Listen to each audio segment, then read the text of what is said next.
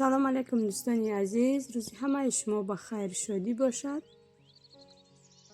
دخترای نایی اسمه های ما اصول کرده بودم، راستی جوش نکندم. اینه میخه گل کردیم، بینین قریب گل کردیستن. نه از میچین میبرم میکشیم نصیب اگر که قشم مونده گرفت میسته همی، اگر که بو نگرفت ای سر نمیکرم. مایده مایده بو برومده استه اصول جوش نکنده بودم. اینه یا شازی گل نکردن اینی چینده کشیدن در خوشو. اینه چیه لیست سالاد بود توشه اصول راستی نکندم، گفتم یکی ایرشوش میبرویه. اینه برومده لیست سالاد خشا نکردم ایسو وای کرده. اینه طرفو ده اینه خش رو برومده لیست سالاد. این خش رو که برومده یا جدا که اینه ایرشوش میبرویه نمیبرویه نمیدونم. وقت بچه کارتوشکا کوریدن گفتم همین طرف وای نکنه، همین بطور کاخ شدگیرم نچینه. گفتم ایرشوش میبرویه. اینه ایجاده برومدیان ایسنده و اینه مایده مایده ایجاده برومده استه. اصول همی که بسیاره برومده بود که انا میو کاخ شده بودن ایسول نکوریدم. راستی اینه با خچون برومده استن خش رو کوریدگیم. اینه کارتوشکا هم برومده هر جاشته یک تا برومده. کارتوشکا دا پیش علافوش بسیار برومده. ما اوزی بری برومدم ساعت 11 قریب ابید چیدسته. ساعت 1 بچه باید بیان اوقات خرید. اوزی اوقات نکردم. اینه بینین مایده چه برومدیان نصیب در جبوشه. ما اصول پیازی کنی کرده بودم. ام برومدیان های افتا اخش رو ممکن ندیده استه باشه. هم خواهی زمین ناو برومده استه پر رایانم اینجا اصول ده همینجا کرده بودم پیازی کنی را. مایده چه خنکی شده بود. یا خیلش چینده می خیلش هم خیمون زمین ده. ایرا بینین چه خیلی برومده استه. هم برومده استه که هم تخمی کرده بودم همینجا ده هم کنی وازی باشه. این قید دیگه پیازی مایده های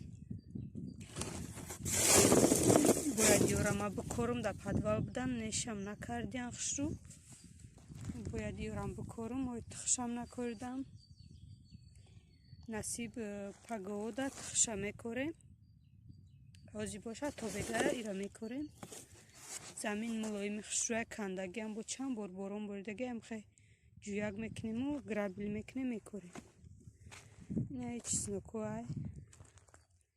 سنوکوی هم خوش رو وای برومدی هم یکی برگوش زرد نمیدونم چی باشه. انا ای درختی آلوی 2 سال شدم یک طرفش گل میکنه برگی خوش رو میکنه یک طرفش نه با بسیارم نمیبنده. یکم بروزی ای آلو هم نخورده. انا ای دوستان عزیز کسی که دونه درخت زیرکه شما میدونید زرچوبه نمیدونم که کورکومه را همی تیار میکنن. ایش کاخ شدگی های 2 سال پیش کردیم کاخ شدگی های. انا ایش نمیخوای بر کرده درخت زیرک دیگر را نمیدونم. ماده میخوای بعدی تولد کردن در شیر جوشونده میخرن.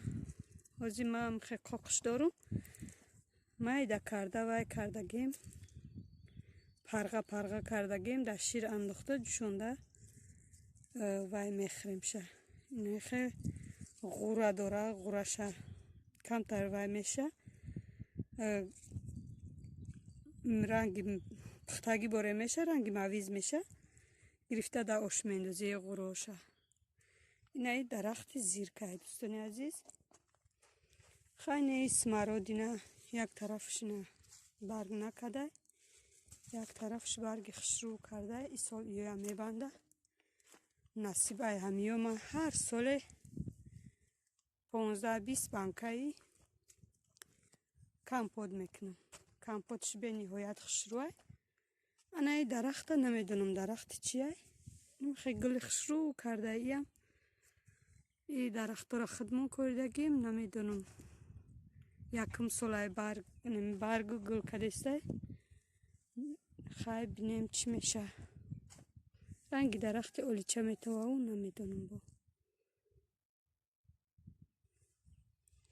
نه شانس مراد نه اونوش مالینه های.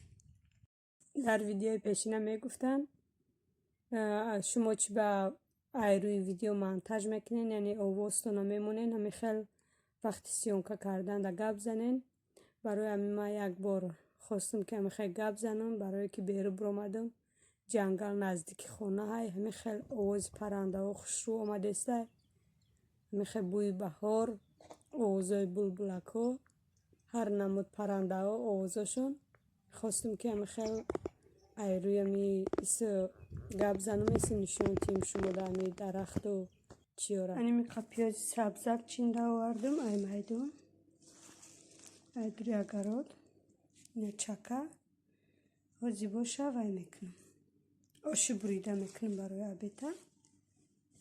نه اسماوره اینجا ماندم کم تر پچاله شوه او میکنم میکشه میبینم که میگیره کشوده یا نمیگیره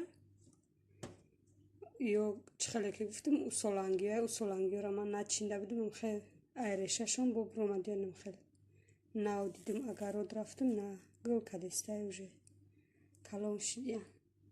دوستان عزیز چالاو کدستم بیرو به نهایت گرم شدگی چالاو برای خدمانه برای بچه ها را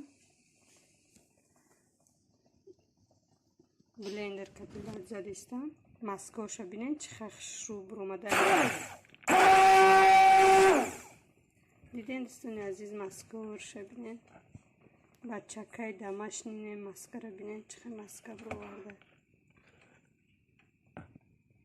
وقتی چالاو خریم شید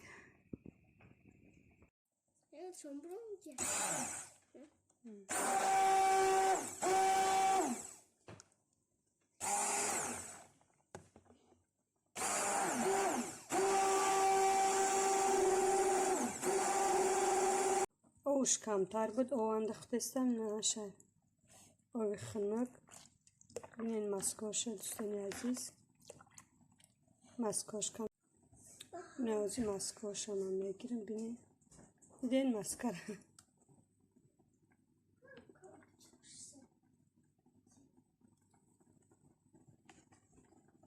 خشروه که در تاجیکستان هم خیلی بعد خکشه خشتمانو میکرد مسکش به نهایت خشرو بود رم هم خیلی هم چکای کیایی خاله حاجی بیبی